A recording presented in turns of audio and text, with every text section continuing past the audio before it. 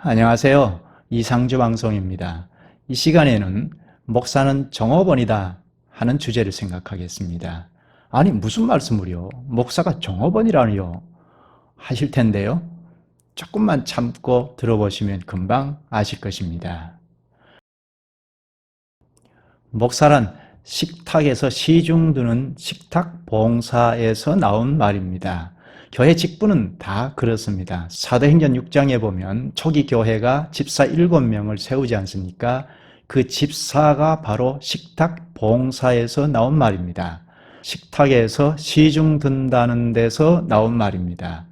1절에 보면 구제라는 말, 2절에 접대한다는 말, 4절에 말씀 사역할 때 사역이라는 말은 다 원어는 같은 말입니다. 디아코니아입니다. 이 말은 식탁 봉사, 식탁에서 시중 든다는 말입니다. 명사는 디아코노스인데 집사, 봉사자, 일꾼, 사환, 사역자 등등으로 번역될 수 있겠습니다. 그럼 말씀 사역자나 집사나 다 식탁 봉사자라는 말입니다. 다만 집사는 식탁에서 음식을 나르면서 시중 드는 봉사자이고 목사는 식탁에서 신령한 양식을 나르면서 시중 드는 봉사자입니다. 집사는 식탁에서 연약한 자를 돌아보며 음식으로 재정으로 섬기는 사람입니다. 목사는 마치 이처럼 식탁에서 음식을 공개하고 시중 드는 것과 같이 신령한 양식을 받아서 시중 드는 자입니다. 신령한 식탁을 시중 드는 종업원입니다. 고급스럽게 말하면 웨이터이죠. 웨이터는 주방에 들어가서 일하는 사람이 아니고 음식을 만들어주는 것을 잘 받아서 시중 드는 사람입니다. 그처럼 목사는 신령한 양식을 잘 받아서 심부름하는 종업원, 웨이터입니다. 그럼 누구에게 신령한 양식을 받아서 시중을 들어야 할까요? 말할 것 없이 하나님께로부터 신령한 양식을 잘 받아서 회중들에게 공개해주는, 회중들에게 시중을 드는 것이 바로 목사가 하는 일입니다. 그런데 하나님으로부터 잘 받아야겠다는 생각은 않고 지가 이리저리 요리를 해서 전한다면 그것은 지 말이지 하나님의 말씀이 될 수가 없습니다. 설사 감동을 주고 기쁨을 줬다 하더라도 사람의 요리일 뿐이지 하나님께서 공급해 주신 양식은 아닌 것입니다. 그건 설교가 아닙니다. 하나님에게 잘 받아야 하는 것 때문에 기도가 필요한 것입니다. 자칫하면 자기가 요리해서 하고 싶은 말을 이리저리 찍어붙여서 전하기가 쉽기 때문에 기도가 필요한 것입니다. 또 기도하면 무슨 직통하는 사람처럼 하나님께서 이렇게 말씀하셨다, 하나님께서 이렇게 말씀하셨다 하고 지가 직통해서 하나님으로부터 음성을 듣는 것처럼 하는데 지금은 객관적인 계시 시대가 끝난 시대 아닙니까? 하나님께서 객관적으로 계시하시던 시대와는 훨씬 다른 시대입니다. 지금도 직통한다고 생각하는 사람은 다 신비주의자입니다.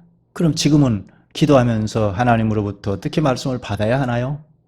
이미 하나님께서 기록해 놓은 계시인 성경 본문에 들어가서 정직하게 읽음으로써 하나님께서 음성을 들려주시는 것입니다. 따라서 이미 말씀에 놓은 성경 계시를 열심히 탐구하는 것입니다. 기도하면서 즉 씨름하면서 본문에서 하나님께서 의도하신 바가 무엇인지 어떤 상황에서 이 말씀을 하셨고 이 말씀의 뜻이 무엇인지 탐구하는 것입니다. 그것이 기도입니다. 본문에서 또는 성경 전체에서 하나님께서 하시는 말씀을 잘 캐내어서 그것을 심부름하는 것이 목사가 하는 설교입니다. 하나님께서 말씀하신 내용을 명확하게 그리고 전체적으로 잘 받아서 심부름하는 설교가 아니면 회중들은 잘 자라지 않습니다. 말씀의 지식이 서지를 않습니다. 회중의 지식은 마치 웨이터와 같이 하나님으로부터 명료하고 전체적인 신령한 양식을 잘 받아서 심부름하는 설교만으로 가능한 일입니다. 설교에서 결정된다는 것입니다. 따라서 그 교회의 실력의 정도를 파악하려면 그 교회 강단의 설교를 파악하면 금방 알 수가 있습니다. 설교는 하나님의 말씀을 대언하는 것입니다. 자기가 요리한 것, 사람이 이리저리 요리한 것을 전하는 것이 신령한 양식이 아닙니다. 너희는 신령한 젖을 사모하라. 이는 이로 말미암아 구원에 이르도록 자라게 하려 함이라. 베드로전서 2장 2절에 말씀합니다. 여기에서 말하는 구원은 영광의 나라에 완결되어 들어가는 구원을 말하고 있습니다. 그렇다면 영광의 정점을 놓고 점점 자라게 하는 신령한 젖은 곧 하나님의 말씀입니다. 강단에서 전해지는 하나님의 말씀으로 말미암아 자꾸 성장해 나가는 것입니다. 어제는 하나만 알았는데 오늘은 둘을 압니다. 내년은 셋, 넷을 알아갑니다. 그렇게 알아가려면 웨이터와 같은 목사가 하나님으로부터 신령한 양식을 잘 받아서 성실하게 심부름하는 설교만으로 결정되는 것입니다. 거기에서 교회가 실력이 나오게 됩니다. 교회가 실력이 자꾸 축적이 되면 흘러넘쳐서 이 세상에 파급이 됩니다. 이 세상을 지도하고 선도하게 됩니다. 지금 교회가 많이 있음에도 불구하고 이 세상에 영향력을 끼치지 못하고 선도하고 지도하지 못한다는 것은 교회가 실력이 없다는 것입니다. 강단의 설교 같지 않다는 것입니다. 들어도 그만, 안 들어도 그만인 설교이면 하나님의 양식이 아닌 것입니다. 하나님의 말씀이 아닌 것입니다. 세상을 선도하고 지도하려면 교회가 실력을 갖추어야 합니다. 어떤 문제 앞에서도 답을 해줄 수 있는 양식이 축적되어야 합니다. 하나님의 말씀이 축적이 되어야 합니다.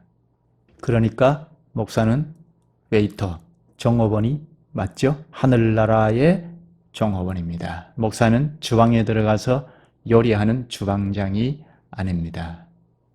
하나님께서 내려주시는 양식을 잘 받아서 시중을 드는 웨이터입니다. 하나님께서 주신 말씀을 성실하게 심부름할 뿐입니다.